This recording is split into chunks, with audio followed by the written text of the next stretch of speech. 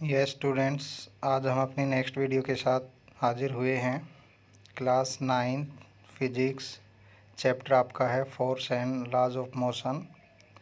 देखिए स्टूडेंट्स, जो हमारी पिछली वीडियो थी उसके अंदर हम फोर्स के बारे में स्टडी कर रहे थे कि जो हम एफ़र्ट करते हैं, चाहे वो किसी चीज़ को खींचना हो, धकेलना हो या किसी चीज़ को हिट करना हो, ठीक है, वो हमारे जो सारे एफ़र्ट हैं वही हमारा फोर्स कहलाता है। ठीक है, और ये हमारा फोर्स है किस प्रकार जुड़ता है, किस प्रकार घटता है। मीन्स अगर किसी बॉडी के ऊपर नंबर ऑफ़ फोर्सेस लग रहे हैं तो उस बॉडी के ऊपर नेट या रिजल्टेंट फोर्स कितना होगा वो हम डिसाइड करते हैं डायरेक्शन के अकॉर्डिंग, कि अगर सेम डायरेक्शन में जितने भी फोर्सेज लग रहे हैं वो सारे जुड़ जाते हैं और अपोजिट डायरेक्शन वाले उसमें से घट जाते हैं। तो ओवरऑल जो हमारा रिजल्टेंट फोर्स आता है वो उनका रिजल्ट होता है। ठीक है, तो उस बॉडी के ऊपर वही फोर्स एक्ट करता है। तो ये आप लोगों ने 8th क्लास में भी पढ़ा था। तो स्टूडेंट्स, आज हम बात करते हैं, ये हमारे लिए नया होगा कि जो हमारा न्यूटन का फर्स्ट लॉ, ठीक है, न्यूटन का फर्स्ट लॉ क्या होता है उसको आज हम स्टडी करेंगे। तो देखिए, फर्स्ट लॉ ऑफ मोशन पहले मैं आपको ब्रीफली बता देता हूँ, फिर हम इसको पढ़ेंगे। देखिए, फर्स्ट लॉ क्या कहता है कि अगर हम किसी बॉडी के ऊपर फोर्स लगाते हैं, ठीक है, तो वो मोशन में आ जाएगी। ठीक है, या आप कह सकते हैं कि अगर कोई बॉडी रेस्ट में है उसको मोशन में लेके आना है तो आप उसके ऊपर फोर्स लगाएंगे, या कोई बॉडी मोशन में है उसको आप रेस्ट में लेके आओगे तो आपको फोर्स लगाना पड़ेगा। रेस्ट से मोशन में ले जाओगे तो फोर्स लगाना पड़ेगा। ठीक है, बॉडी अपने आप अपनी पोजीशन चेंज नहीं कर सकती। ठीक है, तो न्यूटन का जो फर्स्ट लॉ है या फर्स्ट लॉ ऑफ मोशन है वो हमें यही बताता है कि ये body can not change itself its position, ठीक है, until some external force applied on it. या आप इसको कह सकते हैं a body continue in state of rest or uniform motion until some external force applied on it, कि कोई बॉडी रेस्ट में है तो वो रेस्ट में ही रहेगी, मोशन में है तो मोशन में ही रहेगी, जब तक कि आप उसके ऊपर कोई एक्सटर्नल फोर्स अप्लाई नहीं करते हो। ठीक है, तो आइए हम इसको थोड़ा डिटेल में पढ़ते हैं। By observing the motion of objects on an incline plane, Galileo deduce that objects move with a constant speed when no force act on them।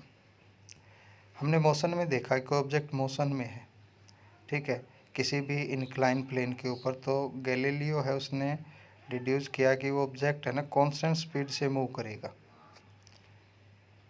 He observe that when a marble rolls down an incline plane its velocity increase.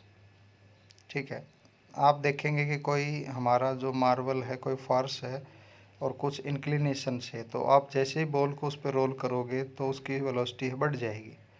In the next chapter you will learn that the marble fall under the unbalance force of gravity act it roll down and attains a definite velocity by the time it reach the bottom. ठीक है, मतलब ये आप next chapter में पढ़ोगे कि अगर कोई इंक्लिनेशन से प्लेन होता है तो उसके ऊपर ग्रेविटी है वो वर्क करती है और उस ग्रेविटी के कारण ही वेलोसिटी है इंक्रीज होती है। Its velocity decrease when it climbs up as shown in figure shows a marble resting on an ideal frictionless plane incline on both side। लेकिन अगर कोई बॉडी इंक्लाइन प्लेन पे चढ़ती है तो वो वर्क करती है अगेंस्ट द ग्रेविटी, तो उसकी वेलोसिटी है वो डिक्रीज होती चली जाती है। ठीक है, तो Galileo argued that when the marble is released from left it would roll down the slope and go up on the opposite side to the same height from which it was released. Galileo ने ये पाया कि जितनी height से किसी object को हम छोड़ते हैं, जैसे मान लीजिए आप h हाइट से किसी बॉल को रोल कराते हो, तो वो बॉडी अगर हमारा सरफेस फ्रैक्शनलेस है तो h हाइट से नीचे ग्राउंड पे आएगी और ग्राउंड से h हाइट ही एक्वायर करेगी। ठीक है, जैसा कि हम यहाँ देख पा रहे हैं ये देखिए यहाँ पे आपकी मान लीजिए h हाइट है, ठीक है। अगर आप यहाँ से बॉल को रोल कराओगे तो ये h हाइट ही एक्वायर करेगी, ठीक है।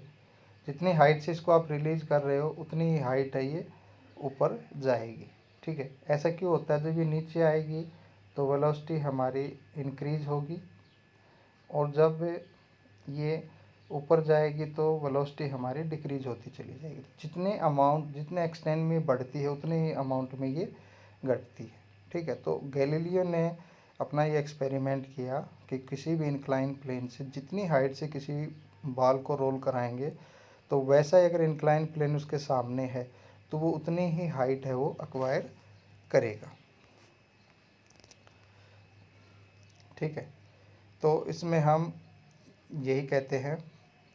अब देखिए अगर मान लीजिए आप ये कंडीशन देख पा रहे हैं, ठीक है, कि आपने h हाइट से बॉडी को रिलीज किया, तो ये जो यहाँ पे है ये भी हमारी क्या है, h हाइट है, ठीक है। तो सबसे पहले आपका सरफेस इस एंगल से इंक्लाइन है, तो बॉल आपके ऐसे रोल करते हुए आएगी और ऐसे चढ़ जाएगी इस पॉइंट तक, ठीक है। अब आपने इसको इंक्लिनेशन को थोड़ा कम कर दिया तो भी हमारी बॉल है उतनी ही हाइट है वो एक्वायर करेगी। फिर आपने इंक्लिनेशन को और कम कर दिया तो फिर आप देख रहे हैं तीनों केसेस में आप क्या देख पा रहे हैं कि बॉल है ना वो h हाइट ही एक्वायर कर रही है, ठीक है। लेकिन फर्स्ट कंडीशन में कम डिस्टेंस ट्रेवल किया, दूसरे में थोड़ा ज़्यादा डिस्टेंस ट्रेवल किया, तीसरी में उससे ज़्यादा डिस्टेंस ट्रेवल किया। तो यहाँ पे आप देख पा रहे हैं अगर हमारा सरफेस बिल्कुल फ्रैक्शनल लेस हो तो ये कोई मैटर नहीं करता है कि आपका डिस्टेंस कितना है, ठीक है। बॉल को आप जितनी हाइट से छोड़ोगे तो वो उतनी ही हाइट एक्वायर करेगी, ठीक है। और सपोज कीजिए कि आप बिल्कुल ही इंक्लिनेशन को ख़त्म कर दो लाइक दिस, और ये हमारा सरफेस बिल्कुल फ्रैक्शनल लेस हो, तो ये बॉल है लगातार लुढ़कती रहेगी, चलती जाएगी जब तक कि उसको इतनी हाइट नहीं मिल जाती, ठीक है। लेकिन एक्चुअल में ऐसा होता नहीं है, ठीक है। जैसे आप ग्राउंड है, कोई स्लोप है ग्राउंड पे, जैसे मान लीजिए आपका हम बात करते हैं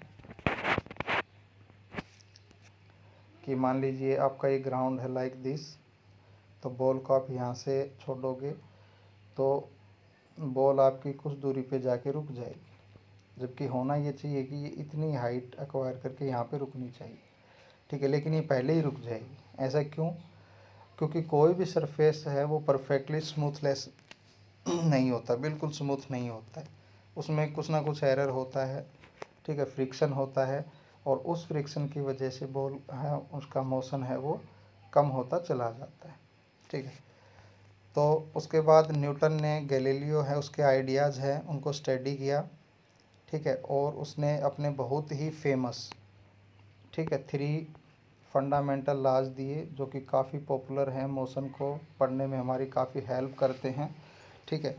तो यहाँ पर हम फर्स्ट लॉ पढ़ रहे हैं, तो first law of motion state that, ये आप अपनी कॉपी में इसकी डेफिनेशन भी लिखेंगे।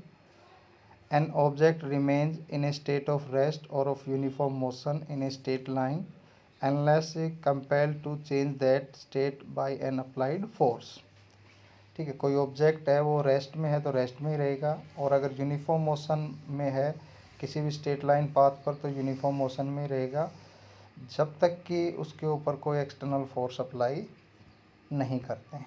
तो यही हमारा क्या था स्टूडेंट्स, यही हमारा है फर्स्ट लॉ, ठीक है। तो व्हाट इज़ फर्स्ट लॉ, तो आप इसको ये डेफिनेशन देंगे, ये हमारी फर्स्ट जो लॉ ऑफ मोशन है उसकी डेफिनेशन है, तो आप इसको नोट कर सकते हैं।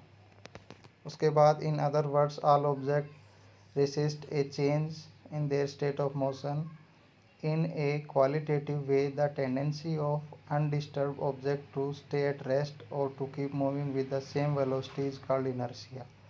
That is why the first law of motion is known as law of inertia, ठीक है। देखिए कोई बॉडी है वो रेस्ट में है तो रेस्ट में ही रहना चाहती है, मोशन में है तो मोशन में ही रहना चाहती है, उसकी टेंडेंसी होती है, ठीक है, कि भाई कोई बॉडी है, ठीक है, वो डिस्टर्ब ना हो, ठीक है, जैसे मान लीजिए कोई बॉडी है सेम वेलोसिटी से मूव कर रही है या रेस्ट में है तो रेस्ट में ही है, ठीक है। तो इसको हम जो ये टेंडेंसी है इसको हम इनर्शिया बोलते हैं, ठीक है। तो फर्स्ट लॉ ने हमें इनर्शिया के बारे में बताया, तो हम फर्स्ट लॉ को यहाँ पे स्टूडेंट काफ़ी इंपॉर्टेंट पॉइंट है ये, ठीक है। फर्स्ट लॉ को हम लॉ ऑफ इनर्शिया भी कहते हैं, ठीक है। A body could not change it's state, ठीक है। बॉडी अपने आप अपनी अवस्था है वो परिवर्तन नहीं कर सकती, उसी को हम इनर्शिया बोलते हैं, ठीक है। तो ये फर्स्ट लॉ ने हमें यही बताया था, तो फर्स्ट लॉ ऑफ मोशन को हम लॉ ऑफ इनर्शिया भी बोलते हैं। तो यहाँ से आप दो चीज़ सीख पा रहे हैं, एक तो फर्स्ट लॉ ऑफ मोशन और एक यहाँ से law of inertia. Certain experiences that we come across while traveling in a motor car can be explained on the basis of the law of inertia. We tend to remain at rest with respect to the seat until the driver apply a braking force to stop the motor car. देखिए काफ़ी famous है law of inertia के बारे में। आप देखते हैं कि आप बस में खड़े हैं, अगर बस एकदम से हम मूव करा दें तो आप पीछे की ओर जाके गिरते हैं, ठीक है। पीछे की ओर जाके क्यों गिरते हैं? इनर्शिया ऑफ रेस्ट के कारण, क्योंकि आपका जो नीचे का पार्ट है वो बस के साथ मोशन में आ जाता है, ऊपर का आपका रेस्ट में रहता है, जिससे आप पीछे की ओर गिरते हैं। बिल्कुल ऐसे ही हम कह सकते हैं कि मान लीजिए बस में सडनली ब्रेक अप्लाई कर दें तो आप आगे जाके गिरते हैं, ठीक है। तो ये होता है इनर्शिया ऑफ मोशन के कारण, ठीक है, कि आपके जो बॉडी का अपर पार्ट ऑफ मोशन में होता है, नीचे वाला हिस्सा वो एकदम रेस्ट में आ जाता है बस के साथ, तो आप आगे की ओर जाके गिरते हैं, ठीक है। और इसी प्रकार एक होता है इनर्शिया ऑफ डायरेक्शन, ठीक है। जैसे मान लीजिए आप किसी कार में या बस में बैठे हो और कोई हमारा मोड़ आ जाता है, उसको अगर ड्राइवर स्पीड से मोड़ता है तो हम एक तरफ गिर जाते हैं, ठीक है। तो वो होता है इनर्शिया ऑफ डायरेक्शन। तो यहाँ पे ये हम इनर्शिया के बारे में बता रहे थे, ठीक है। अब देखिए इससे बचने के लिए हम क्या करते हैं स्टूडेंट, हम अपने जो गाड़ी है उसके अंदर सीट बेल्ट यूज़ करते हैं। सीट बेल्ट काफ़ी इम्पोर्टेंट होती है, ठीक है। आप जब भी कार चलाते हैं या बस होती है तो आप सीट बेल्ट का यूज़ करें, क्योंकि सीट बेल्ट है ना, हमें लॉ ऑफ इनर्शिया है उससे हम ये चीज़ सीख पा रहे हैं कि मान लीजिए अगर गाड़ी सडनली ब्रेक अप्लाई कर दे तो हम आगे की ओर जाके ना गिरें, तो इससे हमें किसी प्रकार की कोई इंजरी ना हो, ठीक है। तो इसीलिए जो सीट बेल्ट है उसको लगाने की सलाह दी जाती है, ताकि आप सेफ़ ड्राइव कर सकें, आपको किसी प्रकार की कोई इंजरी न आए, ठीक है। तो ये हम जो डिस्कस कर रहे थे वही चीज़ हैं यहाँ पे, inertia of motion, inertia of rest और इनर्शिया ऑफ डायरेक्शन, ठीक है। तो जैसे कि एक ये मैं पढ़ देता हूँ, when A motor car makes a sharp turn eight A high speed, ठीक है। कोई मोटर कार है, कोई शार्प टर्न है, मतलब एकदम बिल्कुल घुमावदार मोड़, अगर हाई स्पीड से उसको मोड़ देता है तो we tend to get thrown to one side, तो हम एक तरफ है गिर जाते हैं। This can again be explain on the basis of the law of inertia, ठीक है। इसको हम लॉ ऑफ इनर्शिया से ही एक्सप्लेन कर सकते हैं, ठीक है। इसको इनर्शिया ऑफ डायरेक्शन बोलते हैं। We tend to continue in our straight line motion, क्योंकि हम लगातार क्या है अपने स्ट्रेट लाइन मोशन में है। When an unbalanced force is applied by the engine to the change the direction of motion of the motor car, ठीक है। हमारी प्रवृत्ति क्या है कि हम स्ट्रेट लाइन मोशन में है कंटिन्यूसली।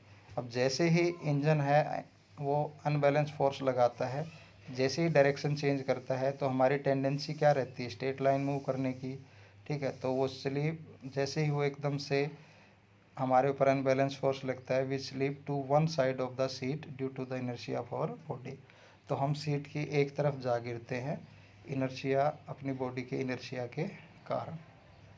तो स्टूडेंट ये इनर्शिया से रिलेटेड था। तो आज हमने जो पढ़ा है उसमें फर्स्ट लॉ ऑफ मोशन और इनर्शिया क्या होता है, inertia of rest, inertia of motion और इनर्शिया ऑफ डायरेक्शन क्या होता है, ठीक है। इसमें कुछ हमने एप्लीकेशन पढ़ी कि अगर सडनली बस हमारी मूव करती है तो हम पीछे की ओर गिर जाते हैं। अगर बस में सडनली ब्रेक अप्लाई कर देते हैं तो हम आगे की ओर गिर जाते हैं। ठीक है, अगर कोई शार्प टर्न है उसको हम गाड़ी व्हीकल या हमारा हाई स्पीड से कट करता है तो हम एक साइड में गिर जाते हैं। ठीक है, तो इन एप्लीकेशंस के ऊपर हमारे आगे हमारे क्वेश्चंस भी हैं जिनको हम सोल्व करेंगे। तो स्टूडेंट आप इसको पढ़ के देखना, कोई भी प्रॉब्लम आती है तो आप पूछ सकते हैं। तो स्टूडेंट आज के लिए इतना ही, मिलते हैं नेक्स्ट वीडियो में और हम अपने इस चैप्टर को कंटिन्यू करेंगे। तो स्टूडेंट वीडियो को लाइक करें, शेयर करें। अगर अभी तक आप लोगों ने हमारा चैनल सब्सक्राइब नहीं किया तो सब्सक्राइब करें। Thank you.